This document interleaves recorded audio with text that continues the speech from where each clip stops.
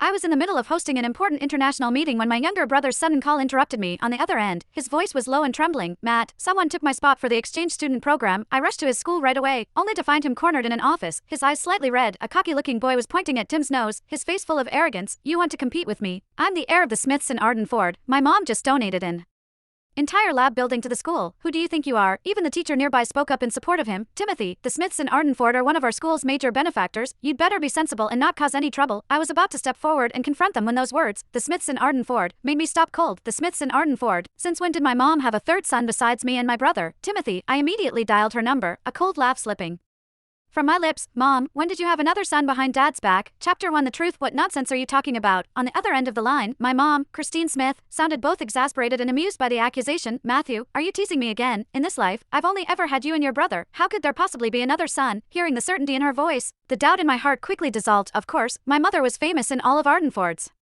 high society as the model wife and perfect mother. Her gentle devotion to my father, Elias Mace, had remained unchanged for 30 years. She was the woman every other rich wife was compared to in our circle. Scandals about women having affairs or keeping toy boys weren't uncommon, but everyone agreed on one thing: Roger Smith would never be one of them. It better be that way, I said coldly, hanging up. Then, I looked up at the arrogant kid in front of me.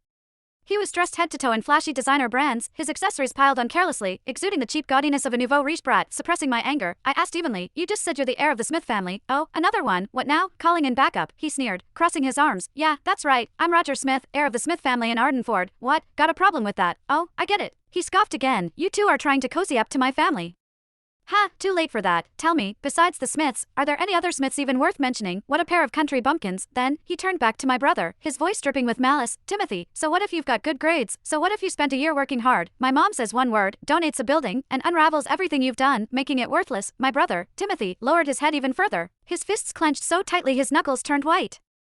Seeing him endure it in silence, I understood instantly. This Smith kid had probably been bullying my brother for a while now. My father had always disliked ostentation and wanted us to stand on our own abilities. So, Tim and I kept a low profile outside, never revealing our background. But Tim, quiet, focused only on his studies, had mistaken humility for weakness, and people like Roger took advantage of it. I gently pulled him behind me and turned my cold gaze back to Roger. As far as I know, all the paperwork and approvals for the exchange program have already gone through. Replacing someone at the last minute isn't exactly by the rules, is it? Rules? Roger let out a mocking laugh. With a smug grin, he pulled a stack of documents from his bag and waved them in front of me. You mean these? Timothy's application documents. Sorry, never made it to the office. I held onto them myself. Chapter 2. Support. Roger smiled brightly, but the words that came out of his mouth were vicious. So, you see, the final list the school submitted only had one name from start to finish, mine, Roger Smith. No matter how well prepared he was, what good would it do him? As soon as he finished, he tore in half, right in front of me, the stack of documents Timothy had poured countless days and nights of effort into. Matt, Timothy's voice cracked as he shouted, his eyes instantly reddening. I watched